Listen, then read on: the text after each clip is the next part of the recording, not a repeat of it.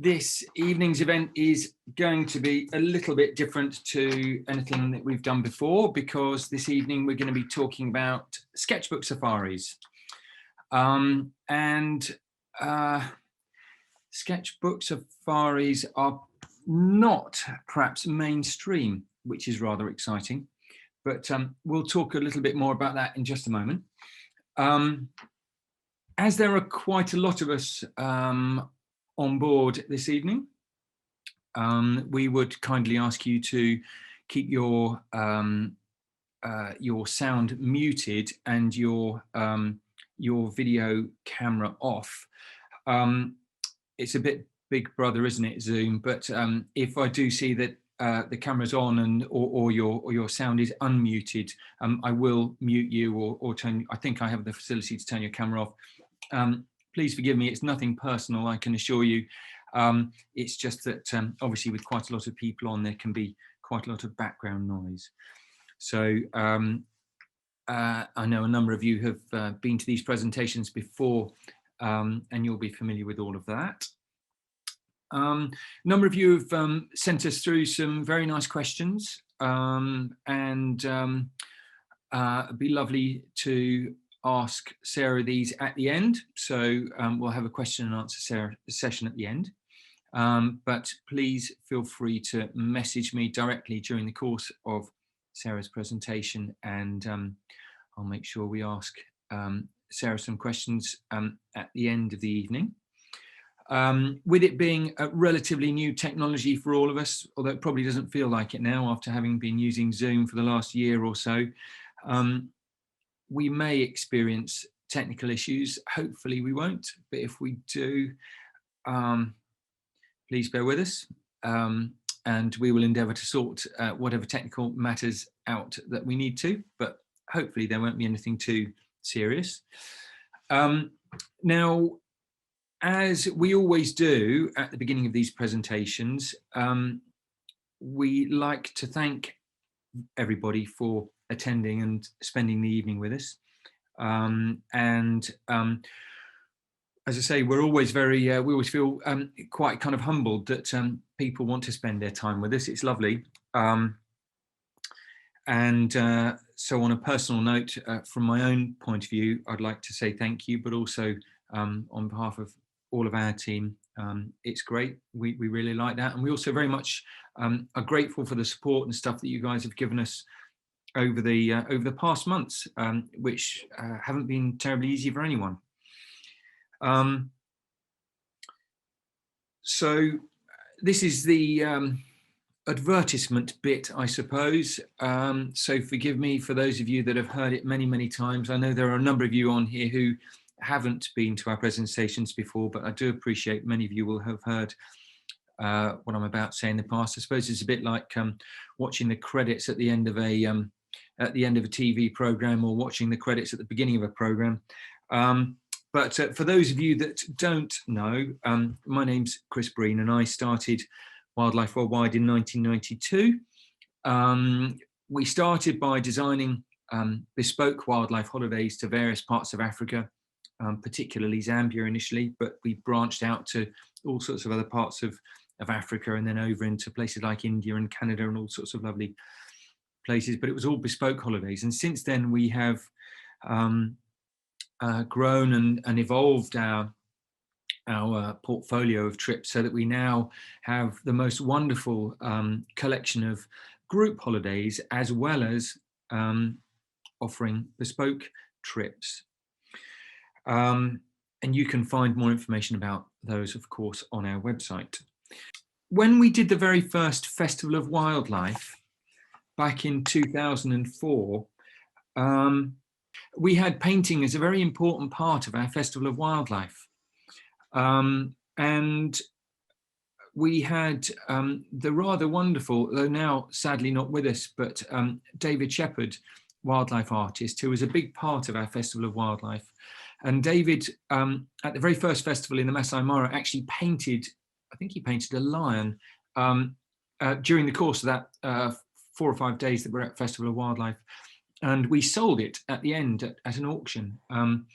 and I know exactly who it was that bought it, and we sold it, and we raised about £7,500 for wildlife charities with the painting that David did during the course of that trip. So we've had painting on a number of different trips that we've done, particularly the festival trips, with David Shepherd, with Mandy Shepherd, David's daughter, and we've also done quite a few things with Jonathan Truss as well, who's another wonderful wildlife artist. But I was introducing Sarah and all the wonderful places that Sarah's been to. But I know you've been to Botswana. I know you've travelled to some lovely wildlife places here, India, South America, yeah. Russian So, Far East. Antarctica as well was an amazing one, which I think Antarctica again would make a wonderful watercolor workshop. So, well, look, Sarah, I'm going to hand over to you and ask you to tell us all about your wonderful sketchbook safaris. Lovely. Well, thank you, Chris. Good evening, everybody. Sorry for starting off with a technical issue my end. I'll hope it goes smooth from now on. So thank you very much for joining tonight. I am really excited to be talking to you about our new Sketchbook Safari series. I'm going to do my absolute best to squeeze this talk into about half an hour. So I'll start off by telling you a little bit more about myself and what led to this new concept. Then I'll go on to explain what a sketchbook safari involves, then take you through each of our 4 itineraries and hopefully convey to you why I'm excited for you to join. So, rewinding a year from now, I was sat with my colleague Emma, eagerly anticipating a trip. I had a map of Namibia, blue tacked to my wall, and the route of the self-drive was snaking its way across the map in pen. Now, this marked map was supposed to be one of many drawings from this trip. I had a sketchbook and my art supplies laid out next to my binoculars and other bits and bobs which I'd kind of overly eagerly organised for my April departure. And disappointingly, like I'm sure so many of you have experienced, this safari was not to happen. Although my safari to Namibia and just about everything else last year was turned on its head, I was really lucky to have a constant.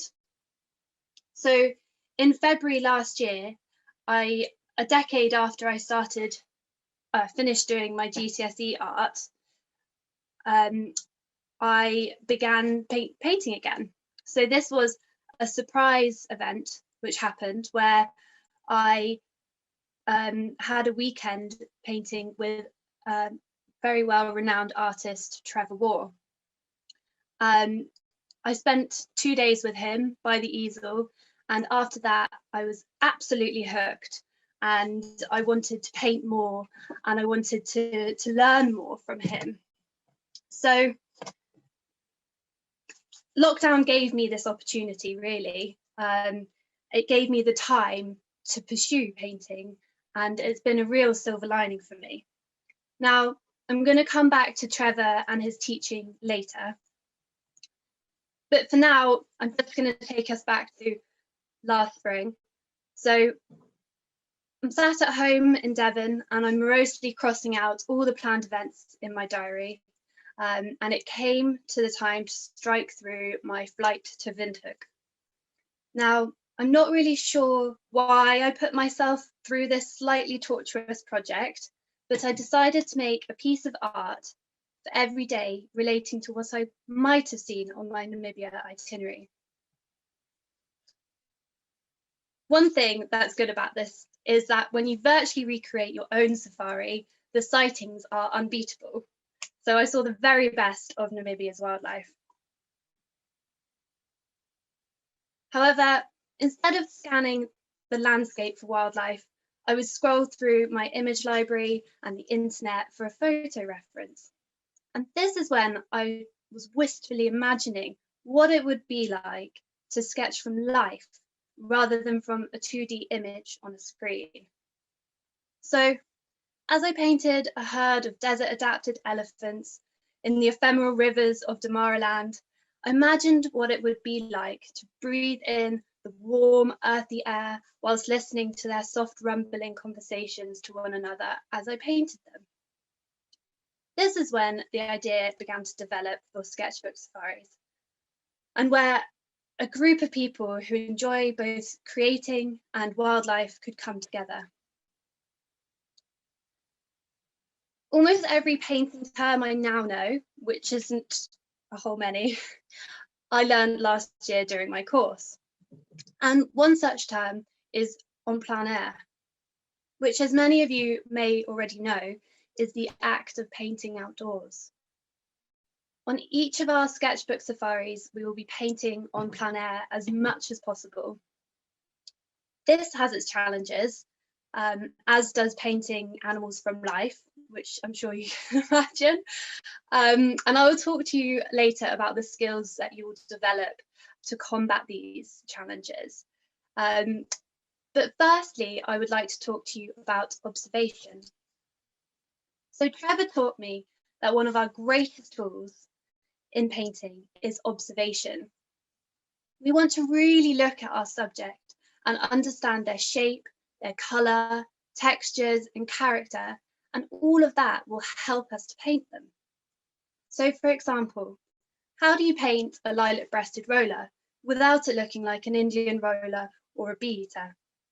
Certainly, each have their own distinctive colours. But what if you decided you wanted to paint them in silhouette form against an African sunset, a fiery wash on your watercolour? Then it's important that we look properly to observe our subject, study them, so that we can know the shape of their bill, the shape of their tail length, and how they perch on that solitary branch, what their positioning is. And by doing this and having kind of a good understanding of our subject through observation, we can create a believable and accurate painting. So similarly, this goes for when we come to paint deer in the New Forest. We observe to understand what the difference is between red, sika, fallow and roe deer. We look to see what the shape and the size of the antlers are, the differences in their coat as well as their size and form. And this is just the most helpful tool when we come to painting. It's where wildlife watching and painting come together. And these sketchbook safaris are not just about improving your painting skills, but are also about looking at wildlife and the environment from a different and perhaps new perspective. Instead of driving past a herd of impala, and don't worry, Dan, don't worry, Chris, I know these aren't impala. You drive past a herd of impala and often a safari vehicle might stop and take a few photos and drive on to find something, something else that they can see. But we're going to look deeper at each encounter, study what makes an impala look the way it does, their big doe eyes and how their ears twitch with the flies. Or when we see a greater kudu, as in this picture here, we can notice the markings on their faces and the dimorphism between the males and the females in their colour and their size, and look at the horns of the male and see how they helix. So our 4 sketchbook safaris will all focus on different wildlife and different landscapes, but will all include some of the same concepts. Each will be led by myself and by Trevor War. And I just want to give you a quick introduction to Trevor. So you may well have heard of Trevor. He is an internationally renowned and highly regarded contemporary artist. His workings are mostly in oil and watercolour, and he has an impressionistic style which brings an incredible life and movement to whatever his chosen subject is. But as well as being a fantastic artist and a really fun person to be around, Trevor is a really wonderful teacher, and that's from my own personal experience. And the next slide, although I'm very nervous to share it, it's to demonstrate the difference between one of my first ever oil paintings, which I did in April, compared to a painting which I did using the same reference photo a few months later, but after having mentorship from Trevor. I began painting less than a year ago, so whether you're like me and you're relatively new to painting, or you're tempted to begin your foray into the art world, or perhaps you're already a keen artist, this is just my opportunity to tell you that all standards are very welcome on our Sketchbook Safaris. And this is partly due to the small group format which we have on each of our tours. And this is to allow one-to-one tuition in addition to the group demonstrations and workshops that we'll be doing. So learning and developing painting and drawing techniques will have you coming away from any of these holidays with improved skills, but really importantly, improved confidence. Our first workshop will be in April this year. Trevor and I will be taking a small group of 5 to Cotswold Wildlife Park. And here we will aim to learn and practice painting and drawing of animals from life. Unless your subject is a praying mantis or a napping tortoise, or like here, a basking caiman, painting from life, as I mentioned earlier, definitely has its challenges. So after the workshop, you won't be coming away with a finished masterpiece to hang on the wall, I can tell you that, but skills in capturing the essence of the animal instead. And we'll look to see what the key features are and make a series of studies to grasp this onto our paper. We'll begin with a more sedentary animal to make things a bit easier, so perhaps the rhino, and we'll observe how they need their wide legs to prop up that sturdy torso, and how these legs are short to allow them to graze, and that big head with the heavy horn to reach the ground easily. Once we've built confidence in how to make quick studies of the animals, we'll move on to more active species such as monkeys, lemur, meerkat, and develop the skills in capturing movement. This is a series of stills that Trevor has sketched from life, and that really shows the different postures and the movement of the monkey swinging through.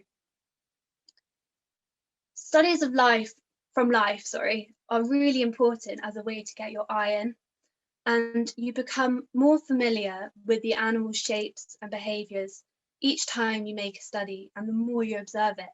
And this is so helpful for when you come to make a final painting, because you've improved your understanding of the form and the character, and it also helps you decide on the composition for a final painting. So the techniques that you learn during this workshop, you can take them home with you and continue practicing. Perhaps you've got a pet dog or cat that you can be your subject to study from life, or perhaps garden birds if not, or if not those, then in practice for joining one of our other sketchbook safaris. For instance, later in the year, in spring, we venture to the New Forest, and we will spend 4 days in this national park. The group size will be 8, and we'll be staying right in the centre of the New Forest at the idyllic thatched cottage in Brockenhurst.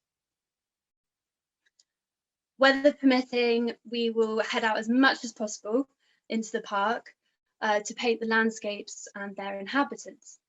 So we'll visit the enchanting glades, the open moors, the tracts of unspoilt woodland and river valleys, and we're going to have plenty of inspiration. We'll be working in watercolours, and this will lend itself really nicely to capture the wildflowers that will be kind of adorning the park at this time of year. And fingers crossed, we should be coinciding with the carpets of bluebells, so that will definitely be a feature for one of the activities. This is a, forgive the quality of the picture, that's not the actual painting. The painting is fantastic. It's one of Trevor's oil paintings of some New Forest ponies running through the forest. And these native free roaming ponies in spring will be often shadowed by their small foals, and we'll look to study them as well as the various deer species that can be found at the park. And in particular, we'll go to see the fallow deer, which are quite reliably seen at the Boulderwood Deer Sanctuary. So our third Sketchbook Safari is based in the UK to Lundy Island. And this one's really exciting to me particularly because I was born and raised in North Devon. So I've always spied Lundy Island as I look across the Bristol Channel. So it's got a really special allure to me, not only because it's somewhere that I've always seen from home, but also because it's home to the puffins. So a couple of hours on a boat will take us to this really tranquil and traffic-free island. And this is a refuge from the hubbub of mainland UK for so many species. And for the 5 days, it will be a refuge / retreat for ourselves. So we'll take the boat from North Devon and head into the Bristol Channel. And during this crossing, we will be keeping an eye out for dolphin, which can often come to investigate our journey. So that's one thing that we'll be looking out for. But as we approach the island, we enter the UK's first ever marine protected area. So we're hopefully will be greeted on our visit by a bob of seals. And this is my favourite collective noun for seals. And as well as a really healthy grey seal population, the island's marine biodiversity is really remarkable. So although we'll enjoy the sightings of seals and hopefully have a chance to maybe paint them if they're hauled out to laze in the sun, our main subject will be the bird life, and primarily the captivating Atlantic puffin. So Lund actually translates to puffin in Old Norse, and E means island. So Lundy actually translates as Puffin Island. And now there is a really healthy population of puffins there. But there was a time after humans introduced rats that the population declined steeply, but that has been managed. The rats have been eradicated.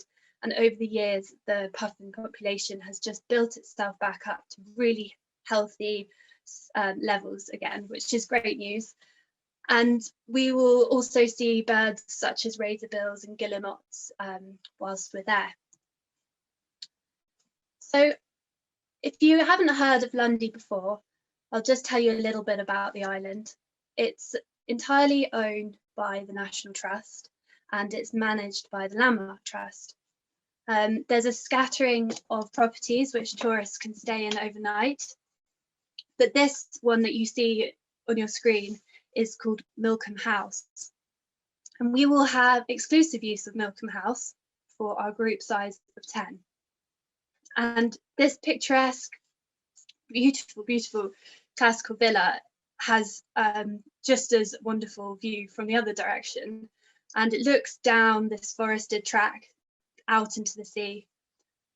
So this is where we'll spend our 4 nights, and we've got a communal area for which we'll dine in and also another one for demonstrations. But as I mentioned earlier, of course, as much as possible, we'll be doing demonstrations with Trevor on plein air. And we will take our paints and sketchbooks across the island. We'll go out on foot each day and we will look for things that appeal to us, whether they're coastal landscapes or whatever wildlife we come across. You know, if it's a particularly glorious day, we might decide to take packed lunches with us and really make the most of the great outdoors. And just to give you a heads up, if you join us, you won't have internet and you won't have television, so you've been warned. That's a great thing in my opinion. And also in Botswana, you will have this similar feeling of space and immersion in nature. And that's a real highlight of the next safari, which I'd like to talk to you about. And that's our Sketchbook Safari to Botswana. As Chris mentioned earlier to me, to you all about me, I have been to Botswana. I've been actually several times because I used to work there in the Okavango Delta. So there's, you know, a really special place in my heart for Botswana. I think it's the most magical place.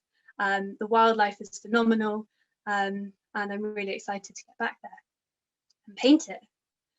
So this safari will be very special as well, because we have exclusive use of each of the 2 lodges which we stay at, both of which are located in Kwai Private Reserve. So our group of 12, again, small numbers, just so that you can really get that tuition from Trevor, we'll spend our first 4 nights at a camp called Hyena Pan. And you can make out just about in this image on your screen, some of the buildings that are dotted around the water. And that's the main area, as well as each of the accommodation tents. And they're nestled in this cathedral of Mapani, which surrounds this pan, which is the local word meaning waterhole. And this water source is a really great attraction for wildlife, as you can imagine. And it will be a central focus for our time on safari. And because our group will have exclusive use of this lodge, we'll be able to spread out across the decking and look across this pan for our painting workshops with a cup of tea or a G&T in hand, and we'll paint the waterhole's clientele. For a different perspective, we will visit the lodge's sunken hide. This again will be have exclusive access for just ourselves and can fit all of us in. So we can be down there painting with Trevor, doing a workshop. Sorry, I'm getting tongue-tied. Doing a workshop down in the hide. And this will give us a new perspective for our paintings, almost a bug's eye view of the wildlife such as elephants as they come to quench their thirst. Also, away from the lodge-based demonstrations and workshops, we'll take our safari sketchbooks into the field, and we'll have a series of morning and afternoon wildlife watching drives and possibly walks as well. And although you're very welcome to bring your cameras, because we'll certainly want to gather some images, both of our time for enjoyment and also as a reference for when we go home to continue painting. But there will be much time also spent peacefully, quietly observing and painting, sketching the animals, and watching the wildlife without a constant continuous rattle of camera shutters will be a really wonderful aspect of these safaris. Our drives in Kwai Private Reserve will be full of wonderful wildlife, certainly, and plenty of predators. This photograph of a wild dog was actually one I took myself in Kwai in 2018, and their populations in the area are very, very healthy. And as are lion, leopard, hyena, and much more. Smaller species we'll look for include honey badger, hippo, giraffe, eland. Sorry, did I just say smaller and then say hippo? Smaller species will include honey badger, full stop. And other animals that we'll see will be hippo, giraffe, eland, buffalo, zebra, kudu, tsessebe. The list goes on. The wildlife is phenomenal there. And we'll hopefully also have the chance to see rare and beautiful antelope such as roan and sable. And of course, adding a punch of colour, a very important part of the safari will be the beautiful and bountiful bird life.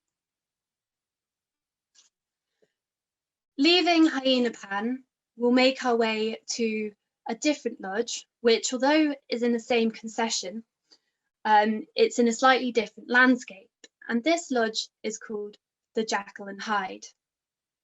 We'll spend the final 3 nights of our safari at this lodge, and it's a very much authentic safari experience.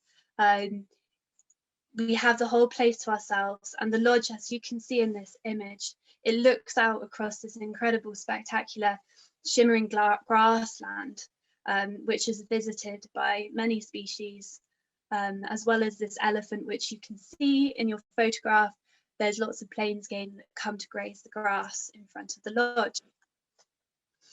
So again, as before in Hyena Pan Lodge, we'll set ourselves up to paint from the main decking. And also, as you can see here, there's a purpose-built lookout, and we'll certainly be making use of that for our workshops. So throughout your safari, during workshops and demonstrations and one-to-one tuition, Trevor will teach you techniques in improving your painting. So over the course of safari,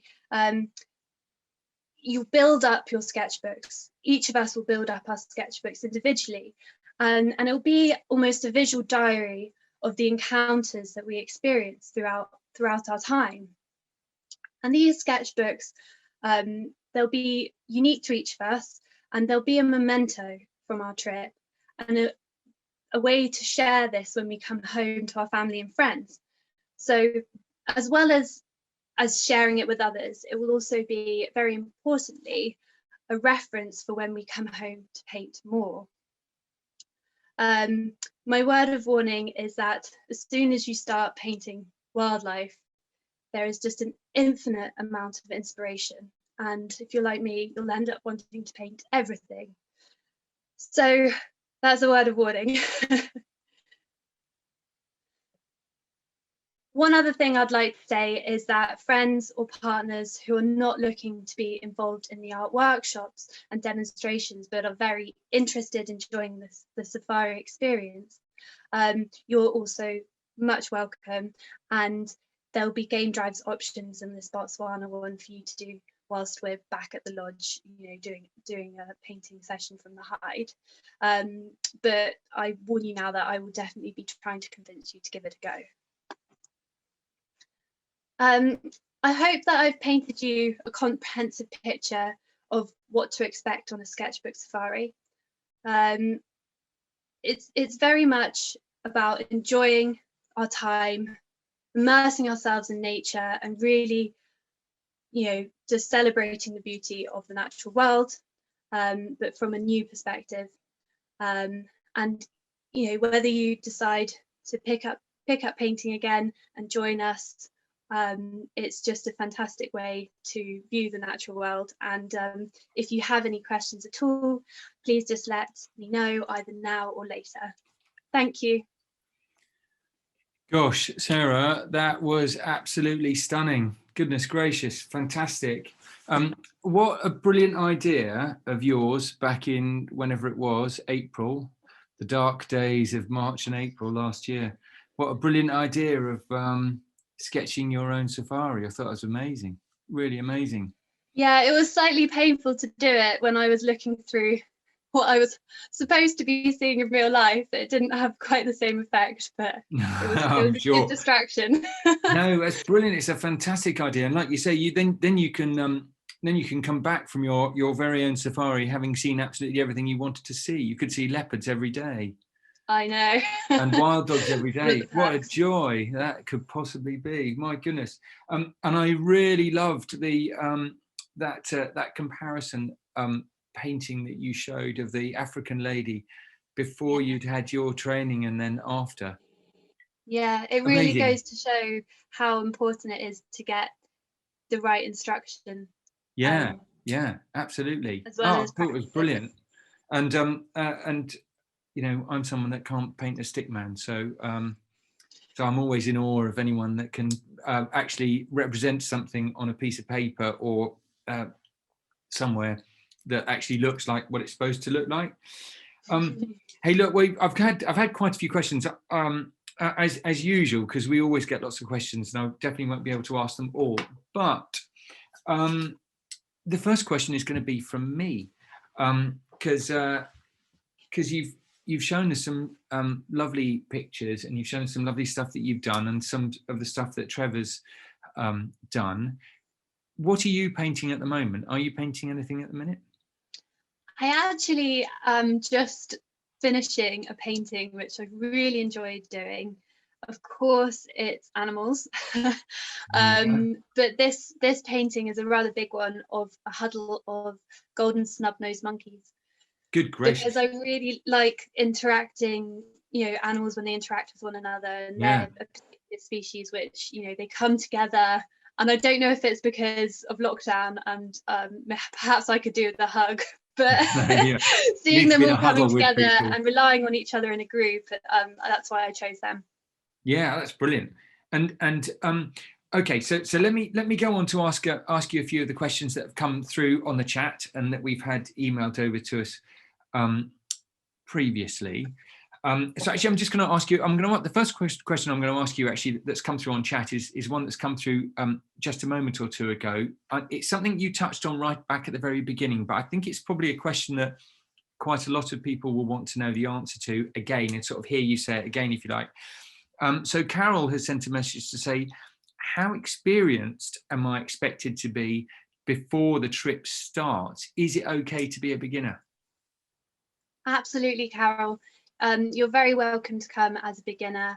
And, Trevor, as I mentioned, with the small groups, he'll be able to kind of help whatever standard people are and give a bit of one-to-one. So at the start of each trip, we'll go back over basics, so you're very welcome. And what I would say is that before any of these safaris, we've got plenty of time if you wanted to do, pick up your pencils and paints and start straight away. And just the more you practice, the more confident you get, and you just build each day. So just get going, and then you're very, very welcome to join at any standard. That's brilliant, thank you. And I suppose, I guess maybe not entirely related to that, but one or two people have asked, including Helen and Moira and one or two others. Well, I'm going to sort of wrap a couple of questions together, but I guess, do people need to take their own materials? For one, and I guess if they do, would that include something like an easel, or is that something that would be provided, something that we'll provide? And if they do take their own materials, is this are the sketchbook safaris? They're all about art, or are they focused particularly on one particular medium? Are they focused on, let's say, watercolors, or are they focused on oils, or are they focused on pen and ink or charcoal, or is it kind of open to anyone that wants to sketch in their own way? So there's about 4 questions there. I do apologize. Yeah. If I get to the end, I haven't answered all of them, please just remind me, but I'll do my best. So on the longer safaris, we're going to be providing all of your art needs, all of your art materials. So for Lundy Island and for Botswana, there is included a package, and that will be your watercolors, your paintbrushes, and your sketchbooks, as well as pencils. So for those safaris, we will be working with those, and as is for all of them, watercolors and pencils, and as well as charcoals if you're interested in those, which I myself am. So those will be our mediums, and that's partly because you work so much quicker in watercolors. Oils is this type of medium in which you spend a lot longer on a painting, and when you're painting from life, that's really almost impossible to do. Yeah. Again, unless you're painting a caiman. So one thing that I'll say is that Trevor will be on the longer safaris doing some oil demonstrations, just to help you with some tips for when you go back home and have more time to paint and to paint in oils. but the majority of the trips will be spent using watercolors, using pencils, and using charcoals. And in terms of easels, when you're painting watercolors, we tend to keep them flat, just because if it's on an easel, things will run. So we won't be using easels. It will be more things set up on our laps. Sure. I guess if you've got one or two more experienced artists and they want to take their own materials as well, I guess they're welcome to do that too. Yeah, no, that's true as well. Absolutely. If you're already experienced and you have a favorite medium, then certainly, by all means, please bring that along. Cool. Okay. And Trevor, although I mentioned earlier, he primarily works in watercolors and oils, he also uses a number of mediums and mixed media, so he'll be able to help with that too. Great. Okay. Carol has asked a very interesting question. And Carol has said, aren't the animals too far away to sketch? But I wonder perhaps if it might be a good idea to explain what it could be like sitting at a waterhole, for example, quietly, or sitting on the deck of one of the lodges, because I suspect that to some extent you might be able to answer that question just with that sort of description. Yeah, absolutely, Carol. So for somewhere like Hyena Pan, where the elephants kind of come regularly and drink, and they're quite habituated to being near the decking, you have this remarkably close distance between them, and they don't see you, they're not threatened by you, so you can really just sit there and be quite close to the animals, so to see them in detail. But one other thing I would just say is that it's not like we're looking to do every tiny, really intricate detail of an animal. So it doesn't really matter if you can't see the exact, really close-up bits, because there'll be quick studies. So it's more about getting the general shape and form and movement. So you don't need to be very, very close, but we will be quite close to the wildlife. And to that extent, then, is it a good idea for people to take binoculars with them? Is it a good idea for people to take their cameras? And you were talking about, if you like, the joy of being on safari and not hearing the shutter of the sound of camera shutters, and I'm with you 100% on that one. But I'm guessing that probably being able to record some of these things is quite useful, particularly for people that want to then carry this on later and perhaps maybe do some more detailed painting afterwards or sketching. Yeah, no, absolutely. Really good question. So any type of safari 100% need to take binoculars, because it's not just about the art, it's about the wildlife watching as well. It's a combination. That's what I love about these trips. It's going to be a celebration of both things. So definitely need to bring your binoculars. And in terms of your camera kit, absolutely, we'll want to gather some reference photos and just have photos from our experience. But the point being is that it's not a photography trip. So we want to have time where we're taking photos, but also time where it's quiet and we're just sketching and it's just us and the wildlife. So it'll be a balance, really. But sure, absolutely, okay. Bring your camera as well. Brilliant. And Peter has asked whether the kind of observations that you think you'll be making on the sketchbook safaris of the wildlife are different to the observations that you would be making just as a general wildlife enthusiast. I'm guessing the answer is yes, because you're particularly wanting to study shape and form, aren't you?